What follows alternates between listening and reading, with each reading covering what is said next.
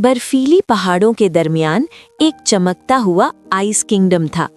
नीली क्रिस्टल की दीवारें चमक रही थीं। इस किंगडम में प्रिंसेस इलारा रहती थी। वो बहुत काइंड थी, लेकिन उसका किंगडम ठंडा और तन्हा था। प्रिंसेस इलारा ने आसमान की तरफ देखा और कहा, काश मेरा किंगडम भी गर्म और खुश हो जाए। एक दिन अचानक तेज बर्फानी तूफान आया। हवा जोर जोर से चलने लगी और नदी जम गई। लोग परेशान हो गए। प्रिंसेस इलारा ने हिम्मत की और कहा, मैं अपने लोगों के लिए गर्मी ढूंढ कर लाऊंगी। वो बर्फीली पहाड़ियों की तरफ चल पड़ी। रास्ते में एक छोटी सी चमकती फेरी नजर आई। उसका नाम फेरी फतीहा था। उसने कहा, सिर्फ गर्म दिल ही इस सर्दी को खत्म कर सकता है। उसने प्रिंसेस इलारा को एक छोटी सी ग्लोइंग स्पार्क दी। जब तुम मदद करोगी, ये रोशनी बढ़ती जाएगी।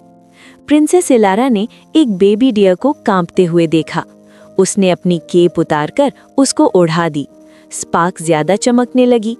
फिर उसने परिंदों को आजाद किया और रैबिट की मदद की। हर काइंडनेस के साथ रोशनी और ब्राइट होती गई। बर्फ धीरे धीरे पिघलना शुरू हो गई। प्रिंसेस इलारा सबसे ऊंची पहाड़ी पर पहुंची। उसने दुआ की, मेरा किंगडम खुश और गर्म हो जाए। स्पार्क गोल्डन लाइट बन गई। अचानक सूरज निकल आया। रंगीन फूल खिल गए, परिंदे गाने लगे। फेरी फतीहा मुस्कुराई और बोली, तुम्हारे गर्म दिल ने सब कुछ बदल दिया और आइस किंगडम हमेशा खुश हो गया। अगर आपको कहानी पसंद आई हो तो ड्रीम की दुनिया को सब्सक्राइब करना मत भूलिए। अगली बार हम लाएंगे एक नई जादुई कहानी या नज्म। वीडियो को लाइक और शेयर जरूर कीजिए। मिलते हैं अगली कहानी में।